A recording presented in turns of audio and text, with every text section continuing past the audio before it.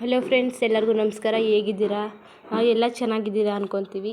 ಇವಾಗ ಮಳೆ ಬೇರೆ ಹನಿ ಬರ್ತಾಯಿತ್ತು, ಅದಕ್ಕೆ ರೊಟ್ಟಿ ಹುಚ್ಚಳ ಚಟ್ನಿ ತಿಂತಾಯಿದ್ರೆ ಒಳ್ಳೆ ಮಜಾ, ಒಳ್ಳೆ ಕಾಂಬಿನೇಷನ್ ಇರ್ತದೆ ಅಂದ್ಬಿಟ್ಟು ರೊಟ್ಟಿ ಮಾಡ್ಕೊಳ್ಳೋದಂತ ಪ್ಲ್ಯಾನ್ ಮಾಡಿದೋ. ದಿಢೀರ್ ಅಂತ ಗ್ಯಾಪ್ನಾಗೋಯ್ತು.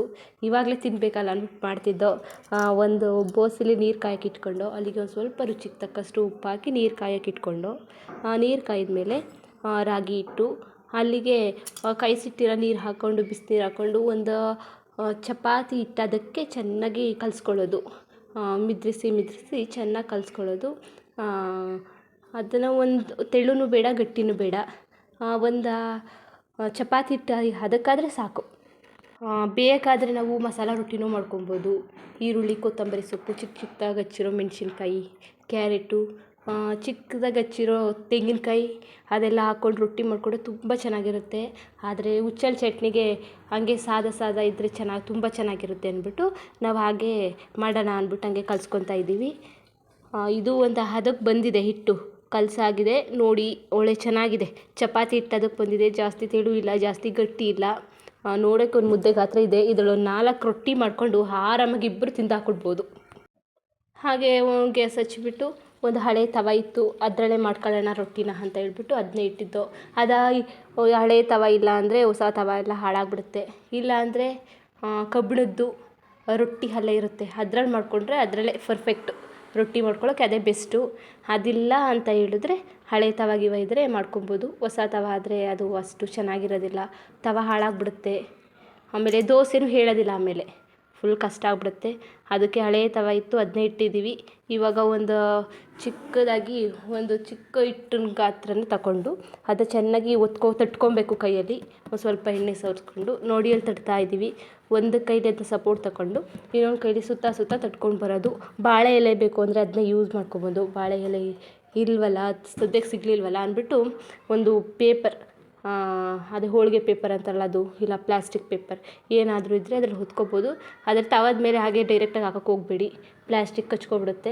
ಕೈಯಲ್ಲಿ ತಗೊಂಡು ಬೇಕಾದರೆ ಆಮೇಲೆ ಹಾಕ್ಕೋಬೋದು. ರೊಟ್ಟಿ ಮಾತ್ರ ತುಂಬ ಚೆನ್ನಾಗಿರುತ್ತೆ. ತಿಂತಾಯಿದ್ರೆ ಬಾಯಲ್ಲಿ ನೀರು ಬಂದುಬಿಡುತ್ತೆ. ಯಾರು ಬೇಕಾದರೂ ಮಾಡ್ಬೋದು. ಹೊಸ್ದಾಗಿ ಮಾಡ್ತಾ ಇರೋರು ಆರಾಮಾಗಿ ಮಾಡ್ಕೊಬಿಡ್ಬೋದು. ತಟ್ಟಿರೋ ಹಿಟ್ಟ ಚೆನ್ನಾಗಿ ಹಿಂದೆ ಮುಂದೆ ಎಲ್ಲ ಬೇಯಿಸ್ಕೊಬೇಕು. ಹಾಗೆ ಹಿಟ್ಟಿರುತ್ತಲ್ಲ, ಅದನ್ನ ಒಂದು ಬಟ್ಟೆಯಿಂದ ನೀರು ಹಚ್ಕೊಂಡು ಅದನ್ನ ಮೇಲ್ಗಡೆ ಎಲ್ಲ ಸವರ್ಕೋಬೇಕು. ಇಲ್ಲಾಂದರೆ ಅಭ್ಯಾಸ ಇದ್ದರೆ ಸ್ವಲ್ಪ ಕೈಗೆ ನೀರು ಹಚ್ಕೊಂಡು ಅದರಲ್ಲೇ ಸವರ್ಬೋದು.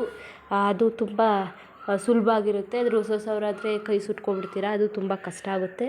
ಅದಕ್ಕೆ ರೊಟ್ಟಿ ಮಾತ್ರ ತುಂಬ ಚೆನ್ನಾಗಿರುತ್ತೆ. ರಾಗಿ ರೊಟ್ಟಿ, ಹುಚ್ಚಳ ಚಟ್ನಿ ಇಲ್ಲ ಹುಚ್ಚಳ ಪುಡಿ, ಅದಂತೂ ತುಂಬ ಚೆನ್ನಾಗಿರುತ್ತೆ. ನೋಡಿ ಅಲ್ಲಿ ನೀರನ್ನ ಹೇಗೆ ಸವರೋದು ರೊಟ್ಟಿ ಮೇಲೆ, ಅದು ವೈಟ್ ಒಂಥರ ಹಿಟ್ಟೆಲ್ಲ ಮೇಲ್ಗಡೆ ಕುತ್ಕೊಂಡ್ಬಿಟ್ಟಿರುತ್ತಲ್ಲ, ಹಿಟ್ಟೆಲ್ಲ ಹೋಗಲಿ ಅಂತ ಹೇಳ್ಬಿಟ್ಟು ನೀರು ಹಾಕಿ ಕೈಯಲ್ಲೇ ಹಾಗೆ ಅದನ್ನ ಸವರಬೇಕು. ಇಲ್ಲ ನಮಗೆ ಅದೆಲ್ಲ ಬರೋದಿಲ್ಲ ಅಂದರೆ ಒಂದು ಬಟ್ಟೆ ತೊಗೊಂಡು ನೀರು ಹಚ್ಬಿಟ್ಟು ಅದನ್ನ ಸಿಂಪಲಾಗಿ ನೀರು ಹಚ್ಬಿಟ್ಟು ರೊಟ್ಟಿ ಮೇಲೆ ಹೀಗೆ ಮಾಡಿದ್ರೆ ಹಿಟ್ಟೆಲ್ಲ ಹೋಗುತ್ತೆ. ಅದಾದಮೇಲೆ ಅದನ್ನ ಉಲ್ಟ ದಬಾಕೊಂಡ್ರೆ ಅದು ಚೆನ್ನಾಗಿ ಬೇಯಬೇಕು ರೊಟ್ಟಿ. ಸಿಂಪಲಾಗಿ ಬೆಂದರೆ ಅದು ಚೆನ್ನಾಗಿರಲ್ಲ, ಒಳ್ಳೆ ಹಸಿ ಥರ ಇರುತ್ತೆ. ಅದಕ್ಕೆ ಚೆನ್ನಾಗಿ ಬೇಯಿಸ್ಬಿಟ್ರೆ ಒಳ್ಳೆ ತುಂಬ ಚೆನ್ನಾಗಿರುತ್ತೆ. ಆಮೇಲೆ ನಾನು ಹೇಳೋದೇ ಮರೆತುಬಿಟ್ಟಿದ್ದೆ, ಹುಚ್ಚಳ ಪುಡಿಗೆ ಮೊಸರು ಹಾಕ್ಕೊಂಡ್ರೆ ಒಳ್ಳೆ ಕಾಂಬಿನೇಷನ್ನು. ಇಲ್ಲ ಹಸಿ ಬೆಣ್ಣೆ ಉಪ್ಪು ಸಾಂಬಾರು ಖಾರ, ಇಲ್ಲ ಹುಳ್ಳಿಕಾಳು ಪೌಡ್ರೆಲ್ಲ ಹಾಕಿ ಒಂಥರ ಮಾಡ್ತಾರೆ, ಅದು ಚೆನ್ನಾಗಿರುತ್ತೆ, ತುಂಬ ಚೆನ್ನಾಗಿರುತ್ತೆ.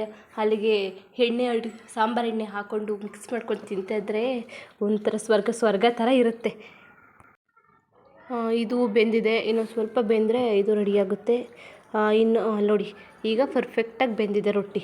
ಇವಾಗ ಇನ್ನೊಂದು ಲಟ್ಟಿಸ್ಕೊಂಡಿರೋದ ಇಲ್ಲಿ ಇಟ್ಟಿದ್ದೀವಿ, ಅದನ್ನು ಚೆನ್ನಾಗಿ ಬೇಯಿಸ್ಕೊಂಡ್ಬಿಟ್ರೆ ರೊಟ್ಟಿ ಒಳ್ಳೆ ಚೆನ್ನಾಗಾಗುತ್ತೆ. ನೋಡಿ ಫ್ರೆಂಡ್ಸ್, ರಾಗಿ ರೊಟ್ಟಿನ ಬಿಸಿ ಇದ್ದಾಗಲೇ ತಿಂದುಬಿಡ್ಬೇಕು. ಸ್ವಲ್ಪ ಹಾರೋಗ್ಬಿಟ್ರೆ ಒಂಥರ ಗಟ್ಟಿ ಥರ ಇಷ್ಟ ಆಗೋದಿಲ್ಲ. ಬಿಸಿ ತಿಂದಾಬಿಟ್ರೆ ತುಂಬ ಚೆನ್ನಾಗಿರುತ್ತೆ. ಅಕಸ್ಮಾತ್ ರೊಟ್ಟಿ ಉಳಿದಿದ್ರೆ ಅದೇ ದೋಸೆ ಹಲ್ಲೆ ಮೇಲೆ ಹಾಕಿಬಿಟ್ರೆ ಒಳ್ಳೆ ಬಿಸಿಯಾಗಿರುತ್ತೆ. ಅದೇ ಅಲ್ಲಿರೋ ಕಾವೆಲ್ಲ ಎಳ್ಕೊಂಡು ತಿಂತಾಯಿದ್ರೆ ಕರುಮ್ ಅಂತ ಒಳ್ಳೆ ಚೆನ್ನಾಗಿರುತ್ತೆ. ಒಂಥರ ಏನು ಕುರುಕಲು ತಿಂಡಿ ತಿಂದಂಗೆ ಏನೋ ಫೀಲ್. ನೋಡಿ ಫ್ರೆಂಡ್ಸ್, ನಮ್ಮ ಒಳ್ಳೆ ಲೈಫ್ ಚಾನಲಲ್ಲಿ ಇದೇ ಮೊದಲೇ ಪ್ರಯತ್ನ ಅಡುಗೆ ಮಾಡಿಬಿಟ್ಟು ಈ ವಿಡಿಯೋ ಹೇಗಿತ್ತು ಅಂದ್ಬಿಟ್ಟು ಪ್ಲೀಸ್ ಕಮೆಂಟ್ ಮಾಡಿ ತಿಳಿಸಿ. ಹಾಗೆ ನಿಮಗೆ ಈ ಥರ ವಿಡಿಯೋ ಇಷ್ಟ ಆದರೆ ಹೇಳಿ. ಒಳ್ಳೊಳ್ಳೆ ಹಳೆ ಕಾಲದ ಅಡುಗೆಗಳು, ಆಮೇಲೆ ವೆಜ್ಜು ನಾನ್ ವೆಜ್ಜು ನಿಮಗೆ ಎಂಥ ಅಡುಗೆ ಬೇಕು, ಅದೇ ಗಂಟೆ ಸೊಪ್ಪು ಬಜ್ಜಿ, ಅದು ಇದು ಹುಚ್ಚಳ ಸಾಂಬಾರು, ಆಮೇಲೆ ಕೈಮಾ ಸಾಂಬಾರು, ನಾಟಿ ಕೋಳಿ ಸಾಂಬಾರು, ಆ ಥರ ನಿಮ್ಗೆ ಏನು ಇಷ್ಟ ಬರುತ್ತೆ ಕಮೆಂಟ್ ಮಾಡಿ ತಿಳಿಸಿ. ನಿಮಗೆ ಈ ವಿಡಿಯೋ ಇಷ್ಟ ಆದರೆ ಅದನ್ನ ಮುಂದುವರ್ಸ್ಕೊಂಡು ಹೋಗೋಣ. ಹಾಗೆ ನಮ್ಮ ಈ ಸಣ್ಣ ಪ್ರಯತ್ನ ಹೇಗಿತ್ತು ಅಂದ್ಬಿಟ್ಟು ಪ್ಲೀಸ್ ಕಮೆಂಟ್ ಮಾಡಿ ತಿಳಿಸಿ. ಹಾಗೆ ನೀವೆಲ್ಲರೂ ಸಪೋರ್ಟ್ ಮಾಡಬೇಕು ಹಳ್ಳಿ ಲೈಫ್ ಚಾನಲ್ಗೆ.